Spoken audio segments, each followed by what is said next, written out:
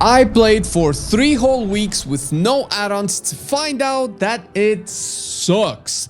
But it doesn't suck for the reasons you might expect. Either way, I'll go over what it is like to play with no add-ons, what to expect, and if you can still perform up to people's expectations. I will start by saying I played a few specs at average or higher endgame level. I tanked on Prot Warrior, which was a spec I was already comfortable with, but also tanked on Vengeance, my least played and favorite tank. I also healed and DPS'd on both specs I had experience on, specs I didn't, specs fully geared for Season 3, specs needing gear for Season 3, all to try and get a more nuanced and sophisticated opinion on how the game might feel for either a new player or someone who doesn't want to play with, or have a clue about add-ons. Oh, and just a quick note, since you might see it in the footage, most of this testing was done live on stream, so I kept details on for the viewers so they can kind of see what's going on and how much I suck without add-ons in terms of damage output, viewer experience. This is also an important thing which I will come back to later in the video. First, what does it mean to play without add-ons? There are 2 types of add-ons if you want to think about it. There are the quality of life add-ons. These are usually your world quest lists, your all the things, or bagnons.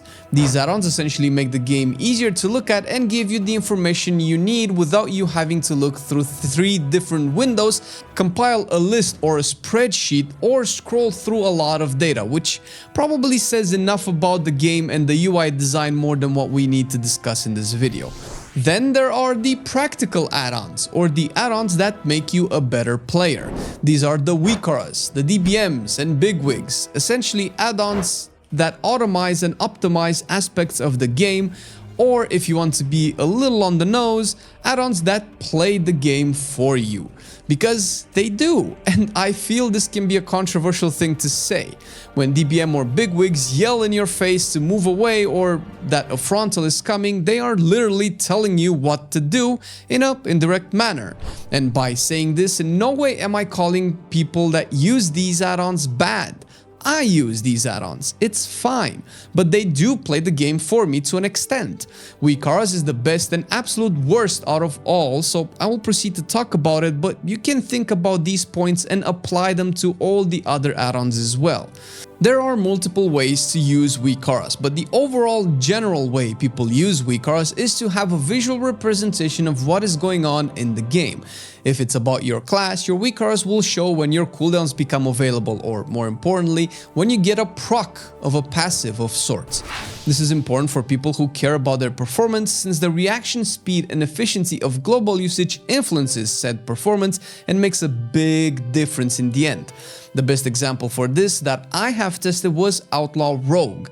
For Outlaw Rogue to play optimally or as close to optimal as possible, you have to track your combo points, of course, but you also want to keep tabs on your rolled bones buffs, slice and dice, and blade flurry. Being able to efficiently refresh them matters, but to keep it simple, you can think of just re-rolling them before Vanish or Shadow Dance.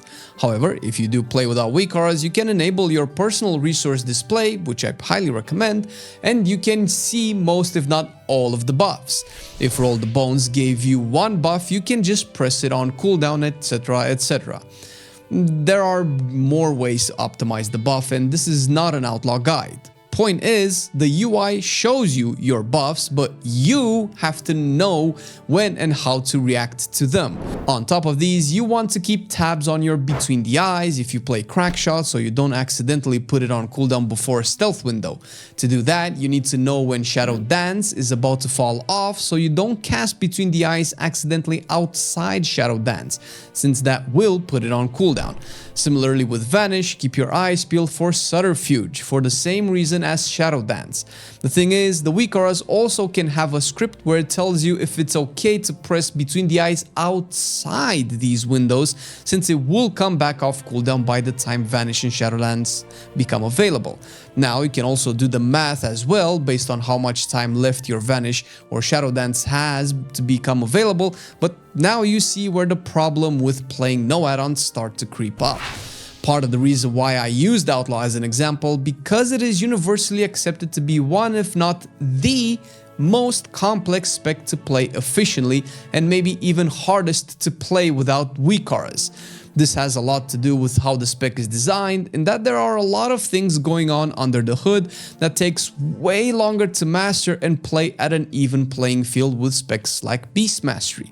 What do I mean by that? Well, with Beast Mastery you can 100% play with no spec weak auras and probably accomplish close to perfect performance and with a relatively low learning curve.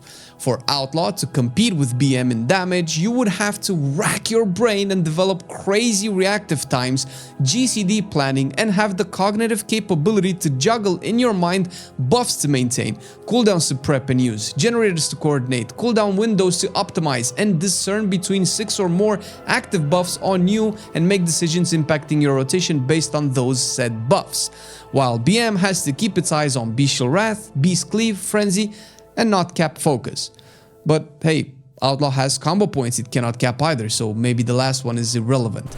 And by juggling 3 to 4 times more things, you will perform equally or maybe slightly better than a BM hunter for a disproportionate level of investment in terms of your mechanical dexterity, reaction speed, attention distribution, and level of spec knowledge when it comes to its depth. Because these specs are designed vastly different in terms of complexity, for a performance that is relatively close, because people want specs to be balanced, Outlaw players will feel significantly behind or handicapped without add-ons. This discussion can develop into a how much more damage should a harder to play spec do than an easier spec topic, which could be a video on its own. But the point is, it is significantly, observably harder to play without add-ons on some specs as opposed to others, and like I said, many people could consider Outlaw to be one of the hardest out of all of them. But I disagree, because those people clearly are not motivated enough to play their main spec since they don't get to have that main spec as a desktop wallpaper. But I do, and I would be known as the rogue god if not for my magnanimous heart of not wanting to overshadow all those top rogues. But ego aside, I get to look at my boy every time I fire up WoW, and it's a cool feeling, which is a feeling you can have by becoming our Patreon. I can tell you all about supporting our content and making these videos possible, but a wallpaper is cooler. And you can get a 4K custom one with your character by being a part of the team. Click below and go on patreon.com/MarcelianOnline and see what it's all about. But I still disagree with Outlaw being considered the hardest without weak auras. Personally anyway. I didn't play all of the specs in the game because fuck me, there's 39 of them, but I found one that was harder to play without weak auras than Outlaw, and that was Fire Mage. Fire Mage has significantly fewer things it needs to track as opposed to the aforementioned culprit. And just as how playing Outlaw with no add-ons pointed out a flaw in the game's design, it being turbo complex compared to what the game can visually show you, information-wise, Fire Mage pointed out a different problem. The current Fire Mage playstyle uses Sun King's Blessing, or whatever the constantly changing name of the talent is, where you get a free combust if you hardcast Pyro or Flame Strike after consuming 8 hot streaks. If you can count cards or are a 200 IQ super genius, you might be able to just know when you have just casted 8 instant Pyros or Flame Strikes, to know it's time for you to hardcast the next one for the combust. For us mortals, we need to have a weak aura track it so we know when to proc it. Or if you play with no add-ons, you gotta fucking also play Find Motherfucking Waldo in this sea of buffs and procs and 10,000 icons on the screen. Why the fuck do I have so many buffs if it is humanly improbable for any gamer to look at this mess and 100% be able to tell 100% what is going on with their spec in the span of 0.7 seconds, because the combat and Fire Mage are so fast paced you literally have less than a second time to react to your proc fishing. Jesus. Yes, Fire Mage is one of those specs that colors your screen with little flamey doodads to let you know when you gotta play your hot streak mechanics. But the personal resource display doesn't track your Sun King properly, so your only option is to try to look at it under your character buff section. Not only is there the issue of having so many buffs that you have a hard time finding it, but the bigger issue is having to take your eyes off of your character and mobs or boss to look at a corner of the screen. When the combat flow is fast enough, you will likely get clipped by a swirly frontal puddle or charge by the time you find what you are looking for. We can unpack this even more once again, but you get my point, and this segues into the conclusion that the game is overly designed because of, but also for add-ons. The current UI, although progressed leaps and bounds with the edit mode, is still archaic. The parts of the screen where the player has to look at are not the parts of the screen where the second, third, and fourth most important sources of information exist. And having to take your eyes off of what's going on can literally be fatal. And even with the edit mode, you could move buffs and action bars in the center of the screen, make them giga big so you can essentially replace what weak auras would do, but there are so many buffs that proc that will just flood your screen with unneeded information. And these two specs are the negative examples, but there are some positives. Protection Warrior was easier for me to play without add-ons since I have more experience on it than most other specs, and this experience is an important argument I will come back to. This also applies to Beast Mastery. Both of these specs have very few really important things to track that you have to be aware of. For Prot Warrior, it's mostly rage and shield block uptime. Everything else just comes in naturally if you play your rotation right. You can argue you might want to optimize your tier set effect usage, but you can still see when your target gets its bleeds consumed, so you know to thunderclap before shield slam. BM Hunter really wants Frenzy and Beast Cleave to track efficiently, and all of these show up in the personal resource display bar. But the important takeaway is this: I know these specs, and the argument applies to add-ons like DBM and Bigwigs. I could play without those since I know, or at least like to believe that I do, all of the mechanics in the dungeons and raids since I have been playing this patch for quite a bit. I raid 2 to 3 times every week on all 3 difficulties. I do keys ranging from +8 to +25, so I'm intimately familiar with the content. There might be a thing or two that slips between the cracks, but just like the aftermath of that spicy burrito, you take the chance sometimes. Knowing what mechanics a boss does helps a lot in being able to respond and prepare. The issue is preparing for it to react just as it happens. That's usually why people play DBM and Bigwigs in raids. The reaction time needed for some mechanics is so short that knowing you have 3, 2, 1 seconds left before it happens helps a great deal of players be able to react to them and be super efficient and be able to play difficult content. And not knowing the mechanics can likely make it impossible to actually play combat at a high-end level. If we take a world in which WoW is what it is today and add-ons are outlawed, then it could take months for people to figure out exactly what is killing them, when shit is happening, why is the boss taking more damage now as opposed to 5 seconds ago, and so on. That's because the basic UI just doesn't do a good job at telling you that without you moving your cursor among the 57 icons on screen to find that one debuff on your target that will tell you the mob takes extra damage. And finally, I will circle back to details and why I used it in the footage despite all of this being a no add-ons challenge. A very small reason was because I also wanted to know what the difference in my performance was by not playing weak auras and DBMs, but I could have gotten that from logs if I really wanted to, and that was the only reason. Since details doesn't really change how I interact with the game from a moment-by-moment perspective. But since all of this, or most of it anyway, was done on stream, I realized people would have a giga hard time knowing what was going on. If you watch a +20 key gameplay or heroic Farok encounter on a POV of someone without any add-ons, how can you tell what the progress of the encounter is like?